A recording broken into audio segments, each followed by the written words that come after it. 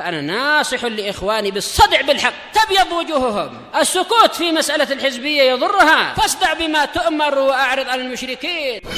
سلامي على دماج ورجالها والشيخ يحيى ودار العلم يا سعد بانيها. Bismillahirrahmanirrahim. Alhamdulillah wassalatu wassalamu ala Rasulillah wa ala alihi wa ashabihi wa mawalah, amma ba'd. Indak ya Ahmad.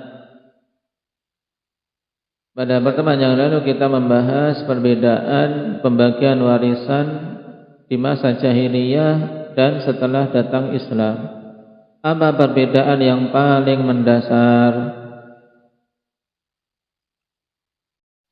Nah, perbedaan paling mendasarnya itu wanita di masa jahiliyah sama sekali tidak dapat warisan, siapapun itu, walaupun ibu, walaupun anak perempuan, walaupun saudara kandung, tidak dapat. Nah, makanya kita kemarin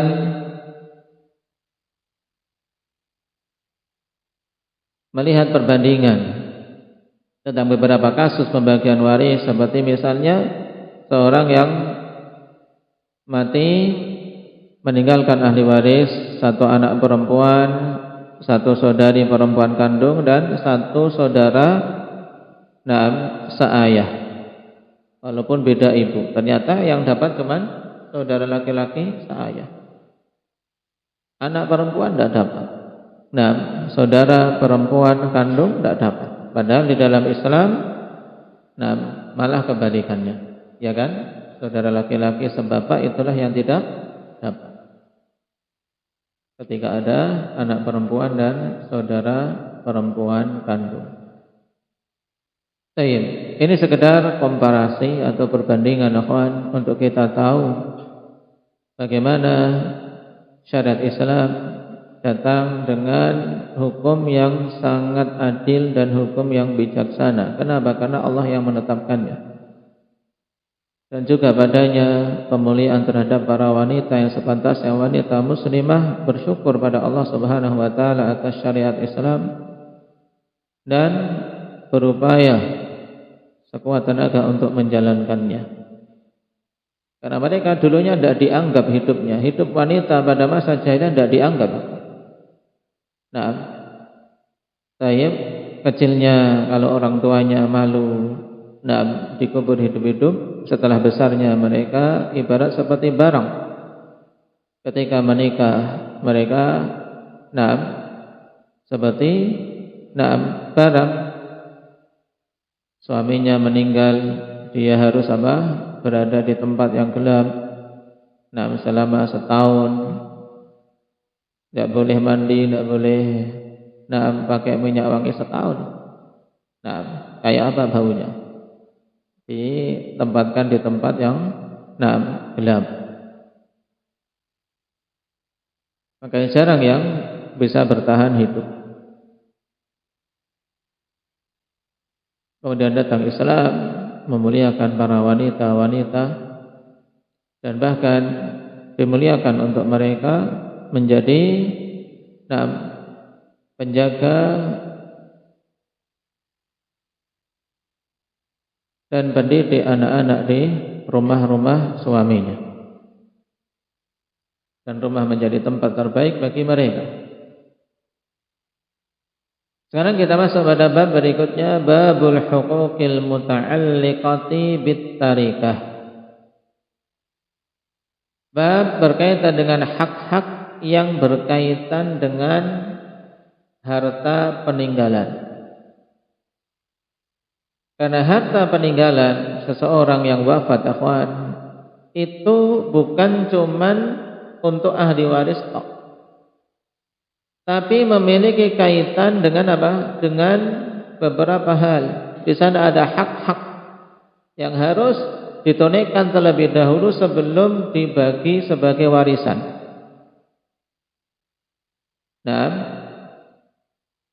Qala al-mu'allif wafaqahullahu ta'ala ay al-huquq allati tata'allaqu bi amri tarikah qabla qismatiha. Maksud dari bab ini yaitu hak-hak yang berkaitan dengan perkara harta peninggalan sebelum harta peninggalan ini dibagi untuk ahli waris.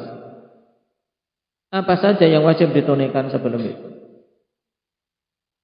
Qala wa hiya min haitsu quwwatiha bihasabi tartibiha, dan hak-hak ini dari sisi kuatnya untuk ditunaikan itu sesuai dengan urut-urutan yang akan disebutkan di sini. Jadi kita hafalkan urut, akhwan. Karena apa? Karena yang nomor pertama itu yang paling kuat dan yang pertama kali harus ditunaikan dari harta peninggalan. Kemudian setelahnya. Ai ma qaddamnahu min hadhihi al-huquqi fa huwa al-aqwa wa ma akharnahu fa huwa ad'af darajatan min alladhi qablah. Maksudnya yaitu yang kami kedepankan dari hak-hak ini maka itulah yang terkuat, dan yang kami akhirkan maka itu yang lebih lemah tingkatannya dari tingkatan sebelumnya. Nah, apa saja hak-hak tersebut? Al-huququl muta'alliqatu bit-tarikati khamsah. Ada berapa, Iqbal? 5. Hak-hak yang berkaitan dengan tarikah. Tarikah itu apa maksudnya? Yang dimaksud dengan tarikah itu apa, Muhammad Raka? Harta peninggalan si mayit. Nah, hak yang berkaitan dengan harta peninggalan si mayit itu ada khamsah, ada 5. Apa saja? Wahiyya al-awwal mu'natu tajhizil mayyit. Yang pertama, ikhwan, biaya penyelenggaraan jenazah atau biaya pengurusan jenazah. Jadi biaya pengurusan jenazah itu ditanggung dari apa? Dari harta si mayit. Nah, ai al-muwarrith. Maksudnya al-mayit ini adalah al-muwarrith. Ini istilahnya, sekalian kita mengenal istilah. Al-muwarrith itu adalah yang mewariskan. Al-muwarith yang mewariskan. Berarti siapa itu? Yang mewariskan itu siapa berarti? Indah ya Hamzah. Mayit, ya kan? Baik. Jadi fi'il apa yang dilakukan oleh orang yang mati? Ya ini. Mewariskan. Ya. Baik. Orang mati masih bisa melakukan perbuatan ini, muwarith, ya, warasa, dia mewariskan hartanya.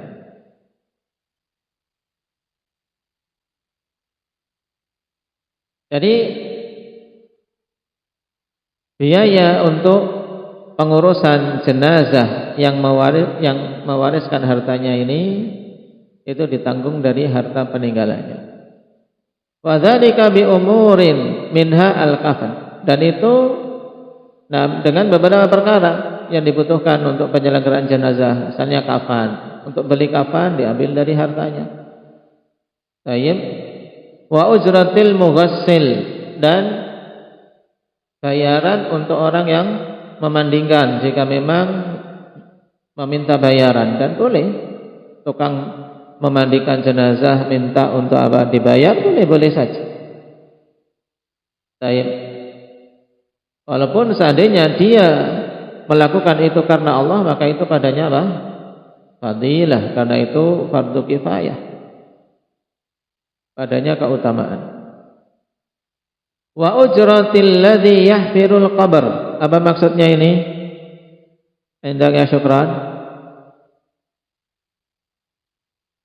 Upah orang yang menggali.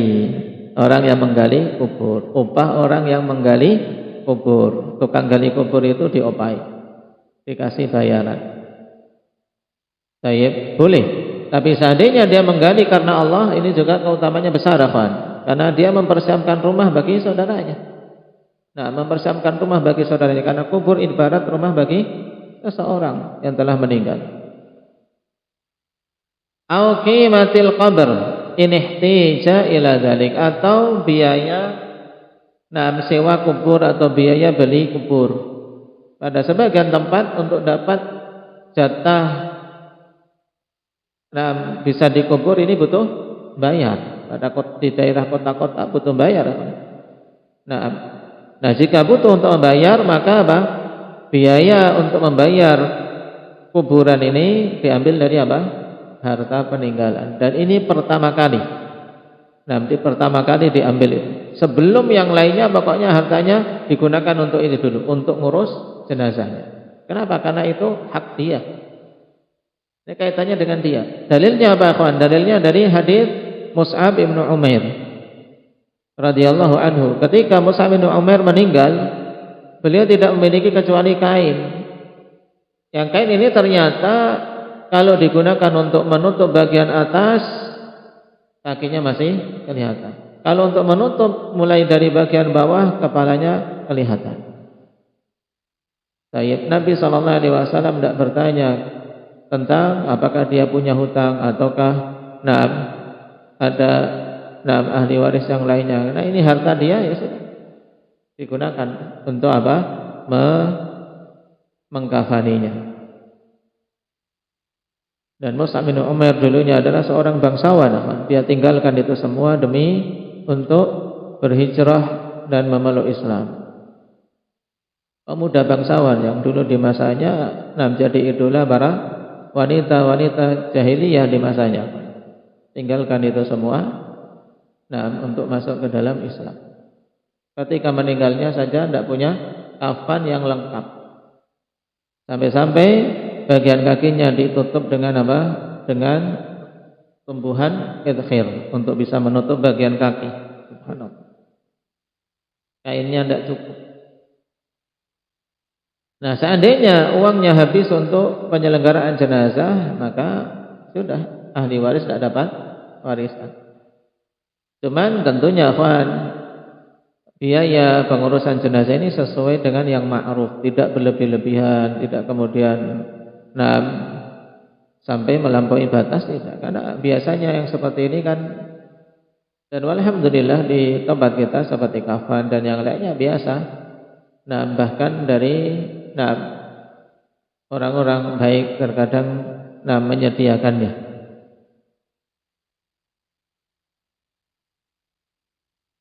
Kemudian yang kedua, al-huquq al-muta'alliqatu bit-tarikah. Yang kedua yang harus ditunaikan adalah hak-hak yang langsung berkaitan dengan harta peninggalan itu sendiri. Jadi harta yang ditinggal ini, kalau dia punya kaitan dengan hak-hak, maka wajib ditunaikan terlebih dahulu. Seperti misalnya karruhuni wa ghairiha, seperti apa? Gadaian dan yang semisalnya. Contoh maksudnya bagaimana ini? Maksudnya adalah apa? Misalnya, seorang mati. Kemudian apa? Warisannya sebidang tanah. Sawah lah maksudnya. Ternyata sawah ini sudah digadaikan. Dan utangnya belum lunas. Maka sawah ini ya dia apa? Didahulukan untuk melunasi apa? Gadaian tadi. Ya. Baik, lunasi utang tersebut sehingga lepas dari gadaian. Kalau memang dijual sisa, maka apa? Sisanya itu yang untuk ahli waris. Tapi kalau ternyata sawah ini memang sudah pas sesuai dengan jumlah hutangnya, maka diambil sawahnya. Ini makna dari ar-rahan. Sebagian ulama mengungkapkan yang kedua ini dengan ad-duyun al-muta'alliqah bi'ainit tarikah, yaitu hutang yang kaitannya dengan zat dari benda peninggalan tersebut. Kalau barang-barang peninggalan ini zatnya itu ada kaitannya dengan hak orang lain, maka itu dikedepankan. Nah, di sinilah fungsinya meminta rahan. Jika seseorang khawatir orang ini utangnya tidak akan nyaur, tidak akan melunasi. Misalnya, saudara kita hutang, kemudian kita khawatir dia tidak melunasinya atau khawatir dia mati sebelum lunas, maka minta sebagai apa? Penguat. Penguat yaitu rahan, ya, sesuatu yang digadaikan. Nah, sebagai jaminan. Nah, kalau sesuatu yang dijadikan jaminan ini yang hutang tadi meninggal, maka yang mengambil jaminan tersebut yang paling berhak adalah siapa? Yang menghutangi. Dan ini dikedepankan dari hak-hak yang lain. Yang ketiga, al-huquq al-muta'alliqatu bil mutawaffa. Nah, yang ketiga adalah hak-hak yang berkaitan dengan orang yang meninggal itu sendiri. Jadi sekarang hak yang kaitannya dengan orang yang meninggal itu berupa hutang-hutang kepada sesama anak Adam, tapi apa? Sifatnya mutlaqah, tidak ada rahan, tidak ada apa? Tidak ada jaminan, tidak ada sesuatu yang digadaikan. Nah, wahiyya ala naw'ain, dan ini ada dua jenis. Yang pertama hukukul adamiyyin, yang pertama hak-hak sesama anak Adam, ad-dain seperti hutang, dain mutlaqah, ad-dain al-mutlaq, yaitu hutang yang mutlak, hutang yang tidak ada batasan dengan jaminan atau dengan apa? Gadaian. Wal ujrah, yaitu upah dari pegawai yang belum dibayar. Wal ijar, yaitu uang sewa yang belum dia bayar. Wa nahwi dzalik, dan yang semisalnya. Ini semuanya hak-hak sesama anak Adam. Ini juga wajib ditunaikan sebelum dibagi waris. Kemudian jenis yang kedua dari hak yang kaitannya dengan orang yang meninggal tadi, haqqullahi ta'ala, hak Allah Subhanahu wa ta'ala. Min zakatin wa kafaratin wa siyamin wa ghairi dzalik, yang berupa zakat, kafarah, puasa, dan yang semisalnya. Dari sini kita ketahui bahwasanya berkaitan dengan harta, ketika seorang meninggal dikedepankan untuk menunaikan hak sesama anak Adam terlebih dahulu. Misalnya dia punya hutang kepada seseorang, di sisi yang lain dia juga punya hutang kafarah. Nah, dia punya hutang kafarah. Maka mana yang dikedepankan? Maka hutang kepada sesama manusia. Kenapa? Karena hak sesama manusia itu dibangun di atas saling menuntut. Adapun hak Allah Subhanahu wa ta'ala itu, Allah Subhanahu wa ta'ala zat yang maha luas pengampunannya. Lalu bagaimana menjawab hadis fadainullah ahaqqu bil qada, hutang kepada Allah itu lebih berhak untuk ditunaikan. Maksudnya di sini yaitu bahwasanya hutang kepada Allah adalah perkara yang kuat untuk ditunaikan, jangan dikesampingkan. Jangan dikesampingkan. Tetap ada tuntutan untuk menunaikannya. Walaupun kalau diperbandingkan dalam artian dalam masalah pembagian harta peninggalan, kalau yang kaitannya dengan harta ya kawan, maka hak sesama Adam dikedepankan. Kemudian baru hak yang keempat, yaitu al-wasaya. Kalau dia punya wasiat-wasiat, maka ditunaikan wasiat tersebut. Dan wasiat adalah pemberian yang dikaitkan dengan kematian. Maksudnya apa? Dia mengatakan, jika aku mati, maka sekian-sekian dari hartaku untuk si fulan. Ini wasiat dan telah kita lewati dalam pembahasan Manhajus Salikin tentang hukum-hukum seputar wasiat. Kemudian baru yang kelima al-irth, yaitu warisan. Maka dari sini kita katakan bahwasanya warisan itu tidak nomor satu dalam hak-hak terkait harta peninggalan, tapi dia nomor terakhir. Ya, nomor terakhir. Kalau sudah beres semuanya, baru dibagi warisan. Maka ini penting bagi anak-anak yang orang tuanya meninggal, kemudian harta warisan ada banyak, maka tunaikan dulu hak-hak yang ada. Seandainya kok habis, misalnya hutangnya banyak habis, ya sudah. Mereka tidak mendapatkan warisan.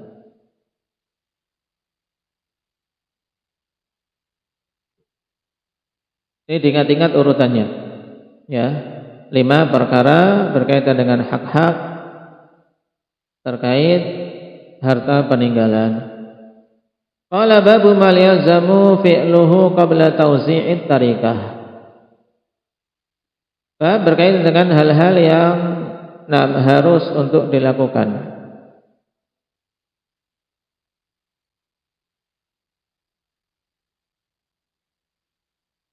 sebelum pembagian harta peninggalan, atau ma yalzamu fi'lahu qabla tawzi'it tarikah, hal-hal yang wajib untuk melakukannya sebelum pembagian harta peninggalan. Yalzamu qabla tawzi'it tarikah fi'la amrayni hamaini. Ini kita kalau ada kasus orang meninggal, apa sih yang harus diperhatikan sebelum membagi warisan? Kata pengarang hafizahullah ta'ala, wajib sebelum membagi harta peninggalan untuk melakukan 2 perkara penting ini. Wahuma, yaitu apa keduanya ini? Yang pertama, hasru jami'il warathah. Ini penting. Yaitu apa? Hasru jami'il warathah, harus dikumpulkan semua ahli waris. Dalam artian harus dicek siapa ahli waris yang ada. Makanya kita kalau ditanya kawan tentang apa? Ditanya tentang ini seorang fulan meninggal. Nah, tayyib, berapa warisan anaknya? Ya, kita harus tanya. Ya, jangan warisan anaknya berarti kalau anak laki-laki semuanya. Harus tanya siapa saja yang masih hidup dari ahli waris. Ibunya masih ada enggak? Istrinya masih ada enggak? Nah, kalau semuanya perempuan, maka harus dicari ada laki-laki yang masih hidup dari ahli waris enggak?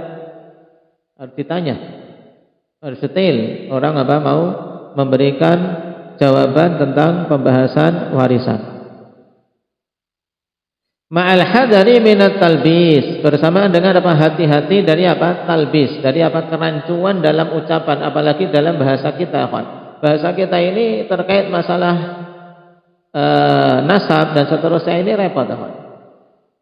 Paman misalnya, paman ini kan entah paman dari pihak ibu, paman dari pihak bapak, ya kan, paman kandung atau paman tiri. Nah, ini semuanya paman. Baik. Kemudian juga saudara. Saudara harus dicek, saudara kandung atau saudara seibu atau saudara seayah. Harus dicek. Makanya hati-hati dari talbis. Contoh talbis ini. Ka'an yaqula qail, seperti misalnya seorang mengatakan, bertanya, halaka halikun an ummin wa bintin. Halaka halikun an ummin wa bintin. Baik, seorang wafat meninggalkan ibu dan seorang anak perempuan. Ternyata wal maksud bihadzal ay ummal binti. Yang dia maksudkan dengan ibu ini adalah ibu si anak perempuan, bukan ibu si mayit. Padahal kalau kita sedang berbicara dalam masalah warisan, maksudnya itu harusnya apa? Ibu si mayit, bukan ibunya anak ini. Nah, ketika orang tanyanya, nah, bapak meninggal yang hidup anak perempuan dan ibunya. Nah, ini harus dicek ibunya ini ibunya siapa? Ibunya mayit atau ibunya si anak? Ya, ini contoh. Dan ini banyak kasus orang bertanya seperti ini. Maka kita harus jeli. Nah, tayyib wa hiya zaujatul mayit, ternyata yang dimaksud adalah apa? Dengan ini adalah istri dari si mayit. Walaisa ummal mayit, bukan ibunya si mayit. Maka ini rancu. Padahal kalau seorang salah dalam menghitung, ini ibu berarti jaddah, berarti apa? Nenek, ya kan? Kemudian bintun. Ini hitungannya beda. Karena kalau zaujah, nah, hitungannya jelas. Nah, tayyib. Kalau berarti ibu si mayit, berarti warisannya ibu si mayit dan anak perempuan. Kalau yang dimaksud adalah ibu si anak perempuan, berarti zaujah, istri dan apa? Anak perempuan. Ini penting. Wa ghairi dzalika minal masail, dan yang selain itu dari masail yang ada dalam pembagian warisan. Walidza la budda 'alal muwarrithi an yakuna fatinan mustafsiran amman yaqsiduna bihadzal warithi wala siyama alladhi yahtamilu maknayain atau murid auratha yurid. Oleh karena itulah mesti bagi orang yang membagi warisan, kalau muwarith yaitu yang mewariskan, orang yang sudah meninggal, muwarith dengan apa? Dengan tasydid. Ini murid yang membagi warisan. Maka mesti bagi orang yang membagi warisan untuk fatinan, untuk dia apa? Jeli. Mustafsiran, yaitu meminta penjelasan. Jangan cuma apa?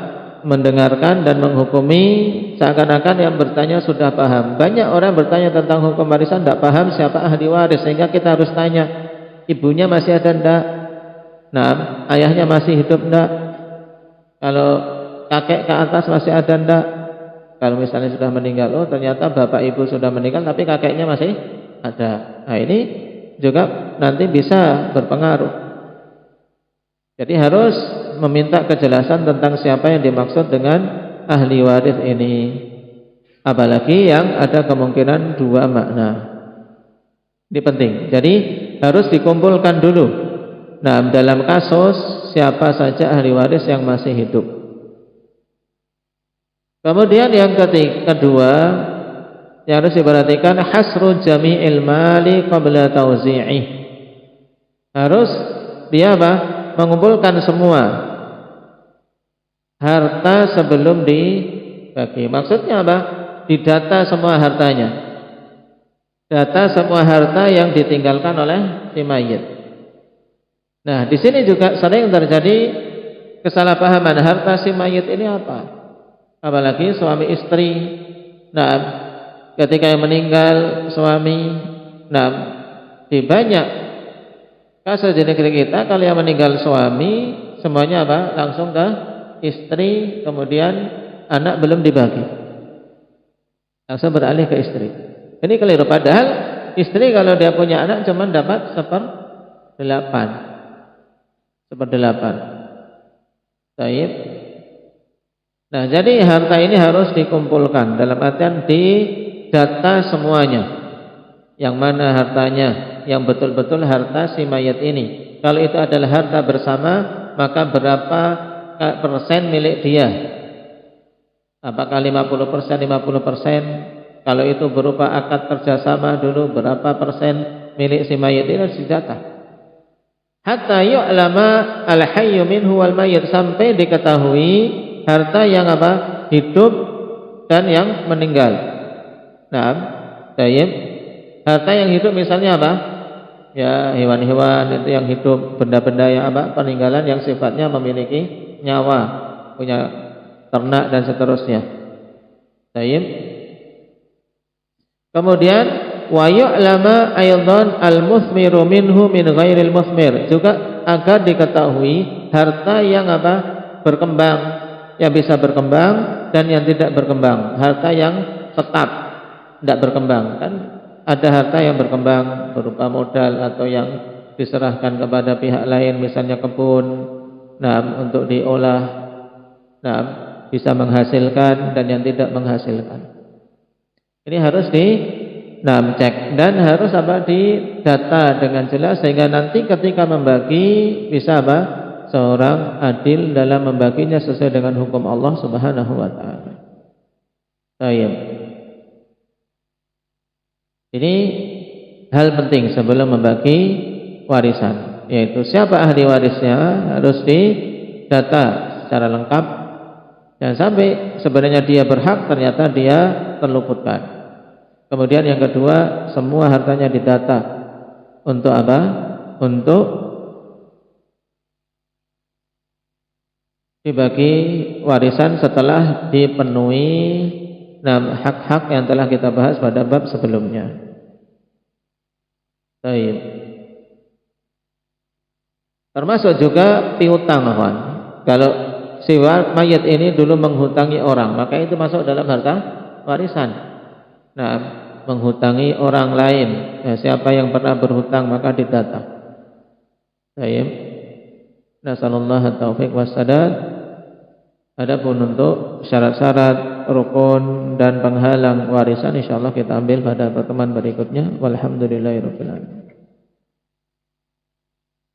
Subhanakallahumma wa bihamdik asyhadu an la ilaha illa anta astaghfiruka